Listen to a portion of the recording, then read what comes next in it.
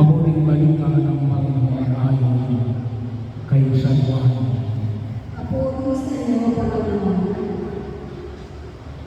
Noong bandang muling magpakita si Jesus sa mga alagad, siya at nang nakakain siya. Tinanong ni Jesus si Simon Pedro, Simon, anak ni Juan, iniibig mo ba ako nang higit kaysa mga ito? Opo, Panginoon, nalalaman mo na iniibig ko kayo, tugon niya. Sinabi sa kanya ni Jesus, pakanin mo ang aking mga batang tupa. Muling siyang tinanong ni Jesus, Simon, anak ni Juan, iniibig mo ba ako? Sumagot si Pedro, opo, Panginoon, nalalaman mo na iniibig ko kayo. Ani Jesus, pangalagaan mo ang aking mga tupa.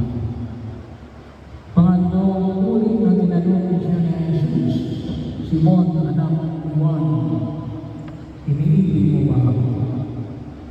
Nalungkot si Pedro sapagkat makainom siyang tinanong, iniibig mo ba ako? Ay, sumagot siya, Panginoon, nalalaman ko ninyo ang lahat ng bagay, nalalaman ko iniibig ko kayo. Sinabi sa kanya ni Jesus, pakanin mo ang aking mga tupa.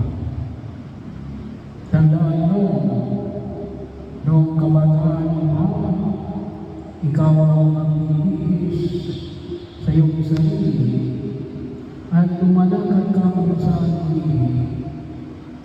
Ngunit pagtanda mo, iunat mo yung mga kamay at ba ang magbibigis sa iyo at dadalhin ka kung saan ibig. Sinabi na ito upang ipakilala mo paano